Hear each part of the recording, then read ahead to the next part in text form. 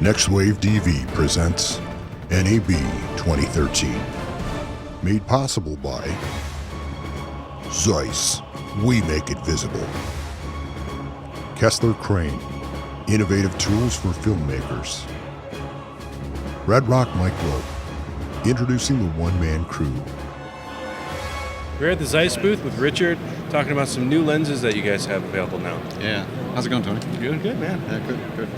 So what we have on the table is the new compact zooms, and compact prime, which we'll get to in a second. Mm-hmm. So the compact zoom 28-80 is the second lens in the zoom family. Joins the 70-200 that we introduced last NAB, and we started shipping this February.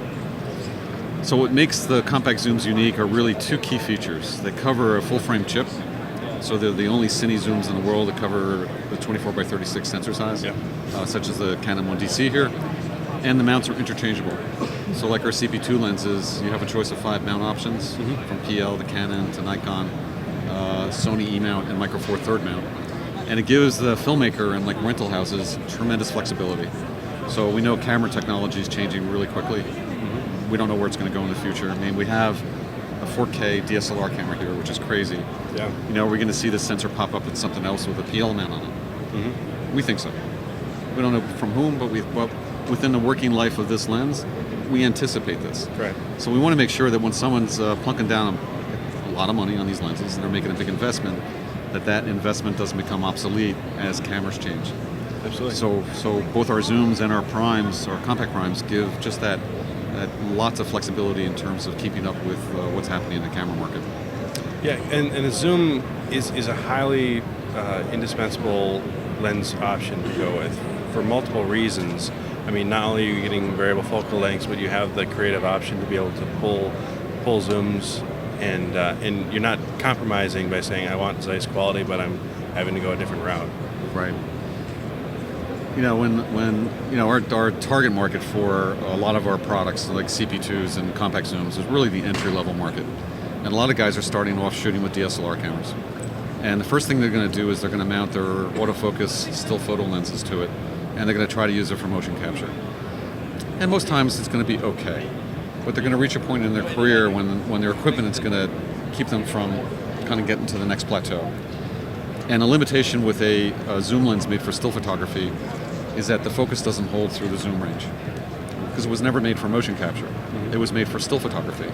You know, you zoom in, you autofocus, boom, you take a shot. A true Cine style zoom, both of these lenses have 3 independent lens movements or groupings within there. So as you move through the zoom range, these lens groupings are moving at different rates, basically, and it's in order to keep the focus just rock solid throughout the entire zoom range. So I can focus in on something, especially something, you know, a camera like this that has such a shallow depth of field to begin with. I can really hold kind of key detail and really zoom in on somebody without having to sit and fiddle with the focus. So you pay a bit more for that. You know, these lenses sell for $19,900. It's a lot more money than a zoom lens made for still photography. Okay. But again, it's going to kind of take you to that next level in your career. What about breathing during a zoom? Are we going to find that? A minimal amount with the 70-200 tweak. It's a little bit there. We're not going to tell anybody that's not there. The 28-80, it's almost no breathing at all. So really well controlled. So now let's talk about what makes a Cine zoom or a cinema lens a cinema lens. You know, you talked about obviously focus control, but what it goes into the glass? Why is a lens not just a lens? You know, why is the kit lens that comes with your camera completely different than what we're looking at right here?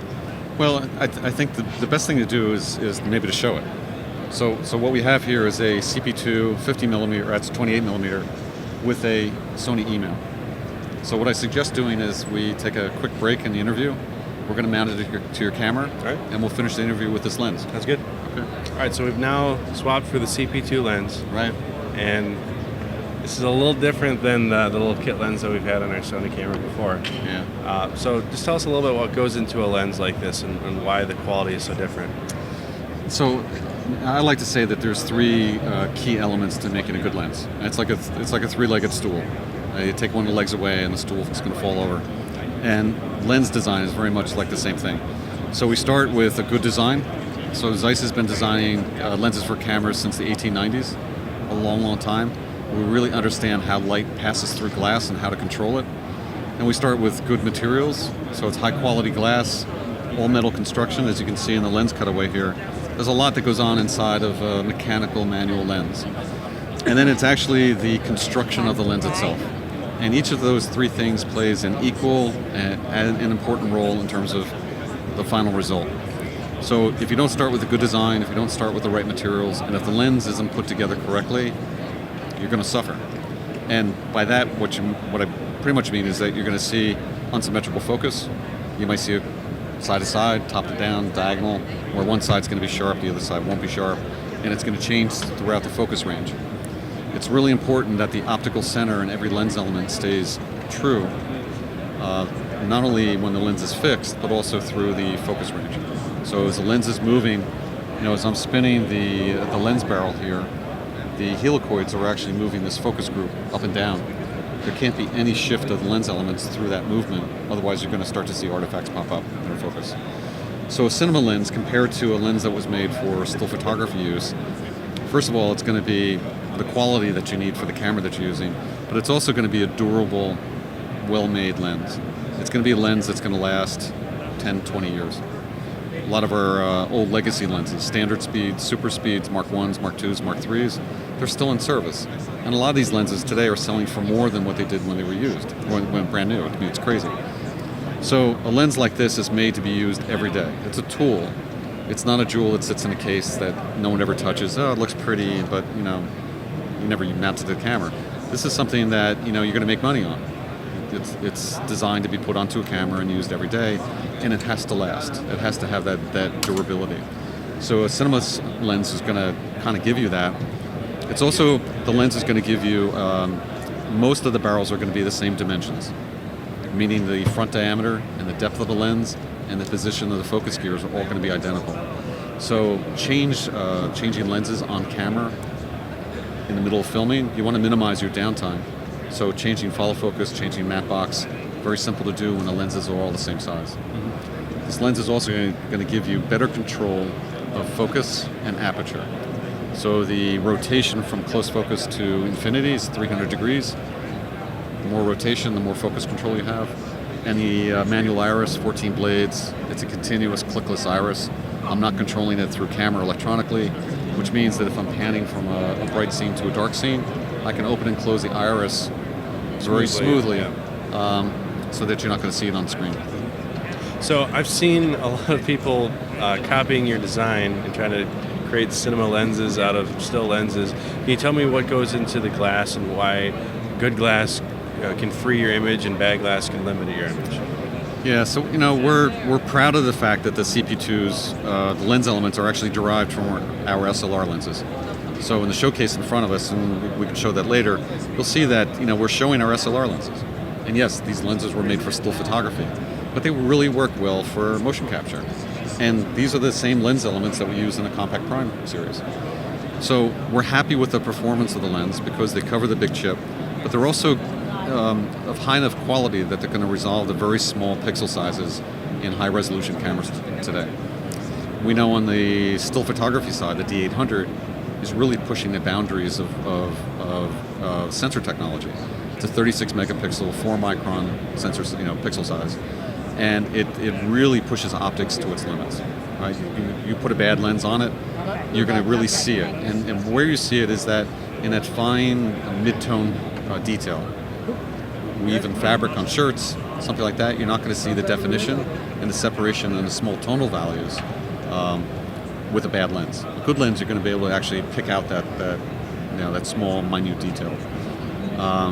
The other thing that our lenses are going to bring is really consistency in color and its personality, its characteristics across the entire focal length range. So we're up to, on our CP.2s, we're up to 14 different focal lengths, from 15 millimeters to 135. And you can use these lenses, interchange them back and forth, and that the look that you're going to get is going to remain consistent throughout. And if you're a filmmaker and you're working with a set of lenses, you want to minimize the amount of time you spend in post trying to correct the differences between different lenses that you're using. And 4K is obviously becoming more and more prevalent. We're seeing that everywhere. you're going to want to invest in lenses that, if you either are shooting HD now and eventually you're going to be shooting 4K, that will be able to resolve a 4K image and look good. Yeah, and it raises the another question, like what is 4K? So what do we really mean by 4K? This is a 4K camera.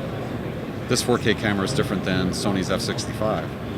Forget the form factor differences, but the sensors and how you arrive at high resolution are completely different. This camera arrives at 4K through a bigger chip. So the pixel size is about, I think, just under 7 microns. The f/65 packs more pixels into an APS-C sensor. So 2 different ways of getting to high resolution, and the lensing requirements for both are completely different.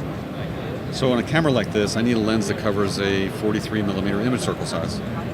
On a camera like the f/65, because of the small pixels, in fact the pixel size is around the same size as the Nikon D800, I need lenses that resolve that very fine detail. And if I match the wrong lens with the camera, I'm not going to get the maximum out of the camera. I can't put a lens on this camera that doesn't cover full frame. I can't put a lens on the f/65 that doesn't resolve that fine detail.